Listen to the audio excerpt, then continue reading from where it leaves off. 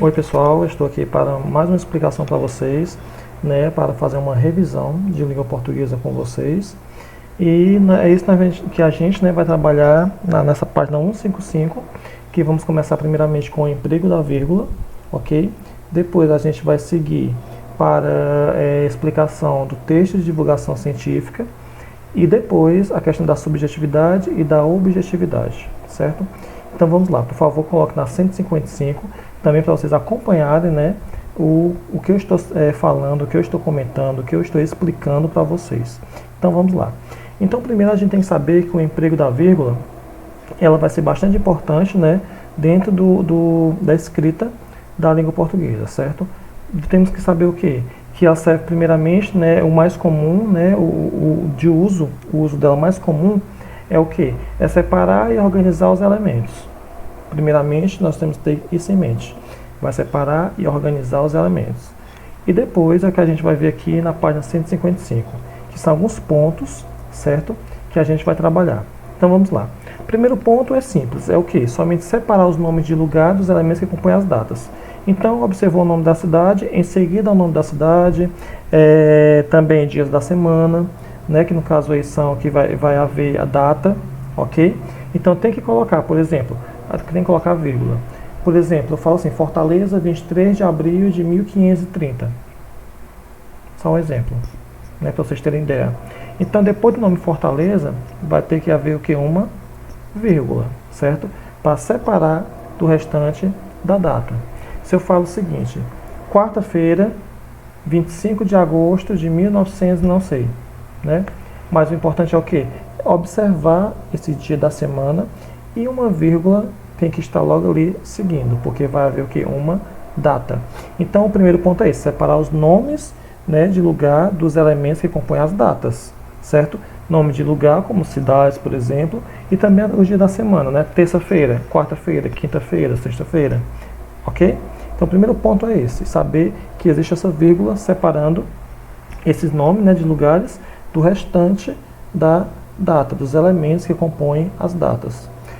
Outro ponto, separar os elementos que compõem o endereço. Isso aí é simples. Você vai ter que observar o quê? Rua, número e complemento. Se eu falo o seguinte, Rua Minas Gerais, número o quê? Número 15, né, segundo andar. Isso que você vai ter que separar. Primeiro, Rua Minas Gerais, vírgula, número 15, vírgula, segundo andar, ponto final. Então, isso vocês vão ter que observar nesse momento, nesse segundo ponto, que ele serve para separar, né, que a vírgula vai servir para separar esses elementos que compõem um endereço. Então, rua, vírgula, número, vírgula e complemento depois, certo? Mas, claro, sempre sendo separado por vírgula. O outro ponto, separar os elementos de uma enumeração. Então, enumeração você já sabe que seria o quê? Palavras, expressões ou orações. Né? Mas enumeração dá a ideia de quê? De numeral. Primeiro, segundo, terceiro. Então, vocês podem observar aqui nesse exemplo que o próprio livro didático que vocês estão dando para vocês, né? Ele está dando para vocês. Então, é o seguinte, ó, carros, caixas, árvores, móveis. Observe que existiu aí, né? Existe uma enumeração de palavras. Os carros primeiro, segundo foram as caixas, terceiro foram as árvores, quarto foram os móveis. Então, observou a enumeração que existiu aí? Logo, neste momento da enumeração de palavras, vai ter que haver o que? Esse sinal gráfico, vírgula, certo? Isso é o que? O terceiro ponto.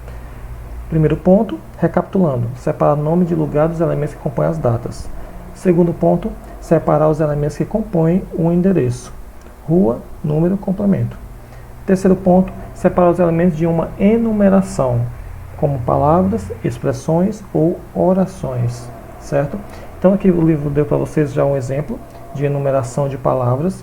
Aqui, observe que no caso é uma enumeração de orações, ou seja, várias orações, certo?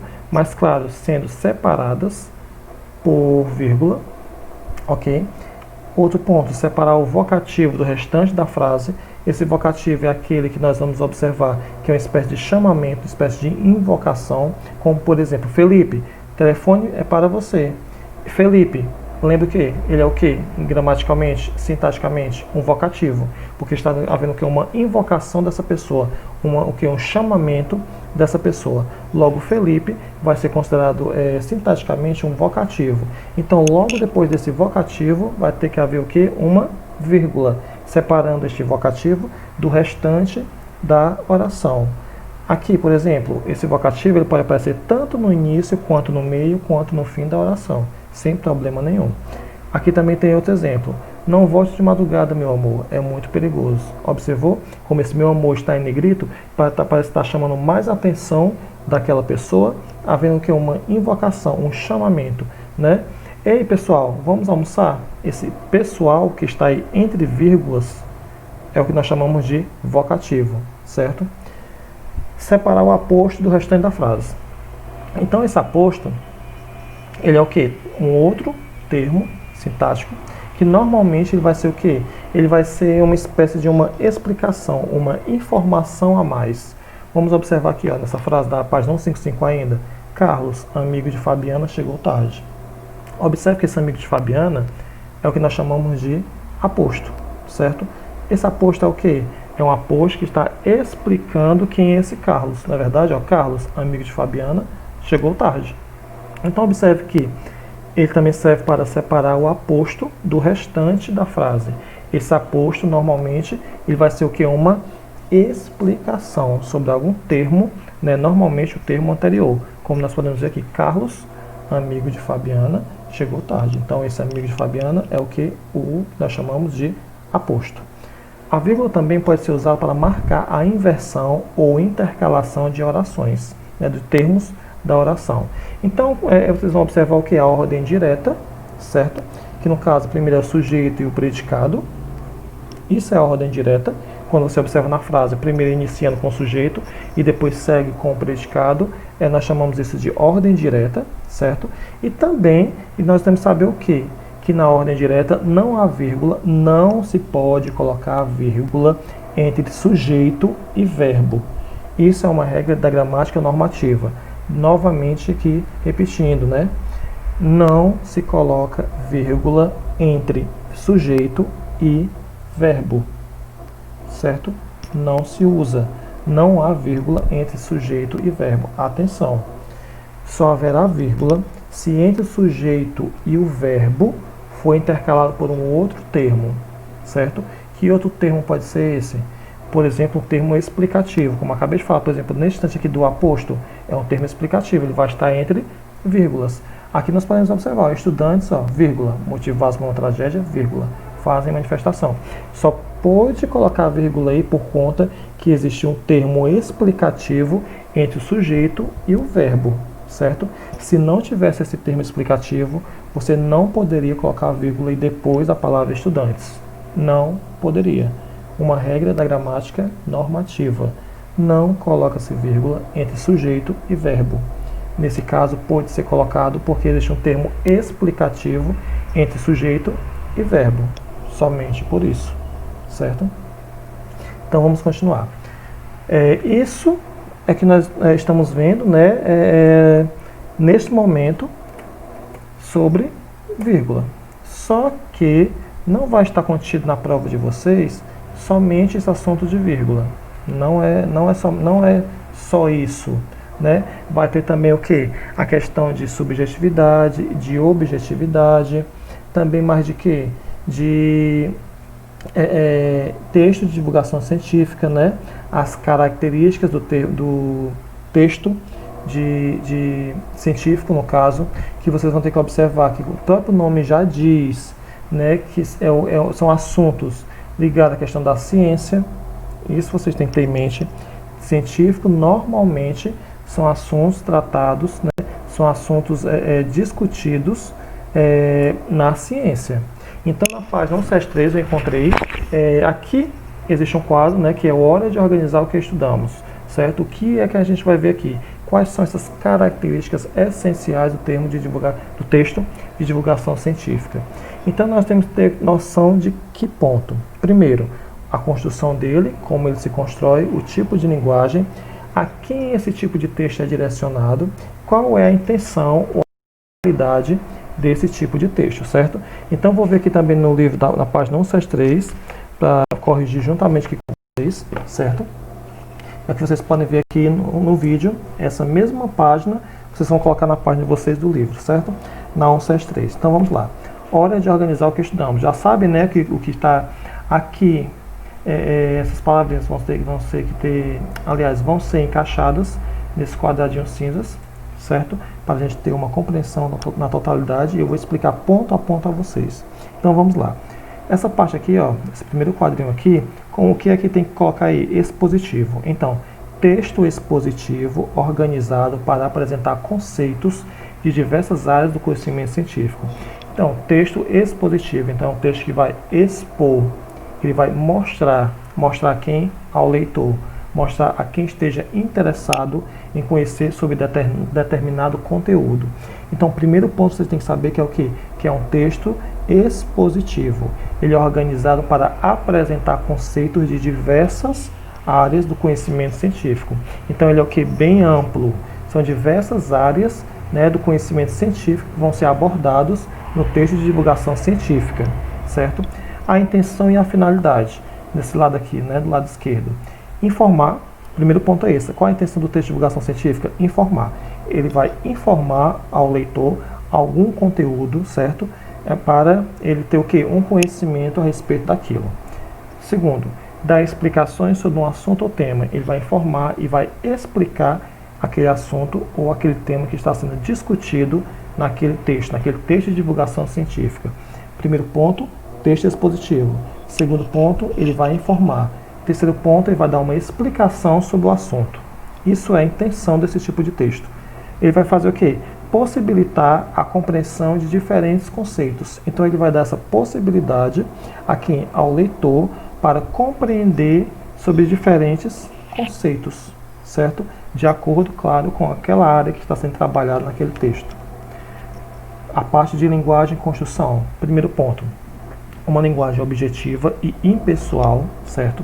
Vou começar logo aqui também a explicar um outro ponto para vocês da prova, que é objetividade e subjetividade. Então vamos primeiro trabalhar com essa questão de objetividade. Linguagem objetiva. Então vai ser logo o que? Direta. Não vai fazer muitos rodeios, não vai fazer rodeios para chegar a um determinado ponto que ele quer explicar. Não, vai ser logo direto no tema que vai ser trabalhado ali naquele texto, que vai ser abordado ali naquele texto, certo? Então vai ser o quê? Um texto mais direto. Ele é expositivo e é direto. E impessoal, ou seja, ali não vai conter os pensamentos, né? A forma de visão daquele autor. Não vai, porque ele vai fazer o quê? Informar. Ele não vai ficar dizendo só o que ele acha, ele não pode dizer o que ele acha, até por se tratar de algo ligado à ciência. É necessário o quê? Pesquisa, é necessário o quê? Testes, né, sobre determinados assuntos. Então a objetividade é isso, é algo direto. É aquilo em que não vai poder estar ali no meio o pensamento, a visão do autor. Não, tem que ser bem claro. É isso, por conta disso e isso. Não nada a ver colocar aí a questão de que do pensamento do autor.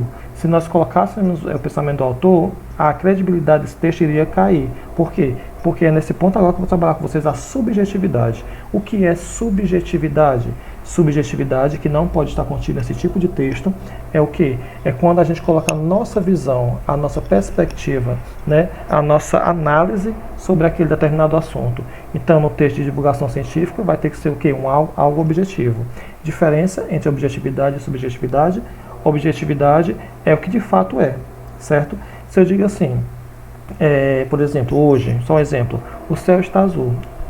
Aquilo ali, alguma pessoa, tá verde, está amarelo, está rosa, está lilás, mas a cor dele natural, que nós conhecemos, é o que? É o azul, sem ser dia nublado, claro, ensolarado. É azul. Então é o que? Algo objetivo, certo? Quando eu falo, por exemplo, assim, eu não gosto de dias nublados. Isso aí é o que? É a minha visão, é a minha perspectiva, é algo subjetivo. Subjetivo é o que eu acho, é o ponto, é a forma como eu enxergo alguma coisa. Então, diferenciando esses dois pontos para vocês, que também é o conteúdo da prova. Vamos continuar.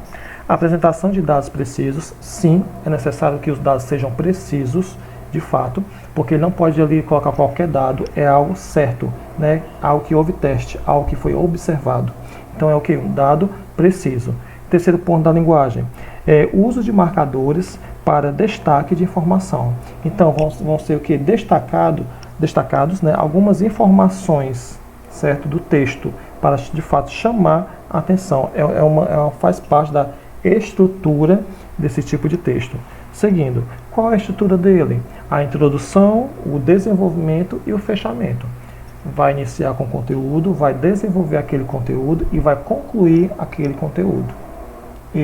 Essa é a estrutura do texto de divulgação científica. Outro ponto, e último aqui desse lado da linguagem e construção, o uso de elementos de coesão para relacionar as partes do texto. Então vocês do 8º ano já devem saber que coesão seria o quê? Ou é o quê? São aquelas palavras, normalmente nós vamos utilizar conjunções para ligar orações. Ou seja, nessa parte de coesão, de relacionar as partes do texto, das partes do texto, você tem que fazer o quê? Ligações entre parágrafos e outros. Através de quê? De usos de palavras, né? De usos de palavras que vão fazer essa ligação entre um parágrafo e outro. É isso que nós chamamos de elementos de coesão, para relacionar as partes do texto. Que partes são essas? Introdução, desenvolvimento, conclusão. Então, é isso que eu estou falando nesse momento. E o terceiro e último ponto, leitor público-alvo. Aqui nesse caso, nós vamos ter o quê? Quem é esse público-alvo? A quem se destina esse tipo de texto, divulgação científica? Então, pessoas interessadas em se informar sobre determinado assunto ou área do conhecimento. Então, nesse caso aí, esse último ponto do público-alvo, vai ser o quê? É um texto que vai ser direcionado às pessoas que têm curiosidade em aprender sobre determinado assunto ou sobre determinada área, somente, nada além. Então esses são os conteúdos, certo, da avaliação de vocês, que são quais? Texto de divulgação científica, uso da vírgula, objetividade e subjetividade. Esses quatro pontos vão estar inseridos na prova de vocês.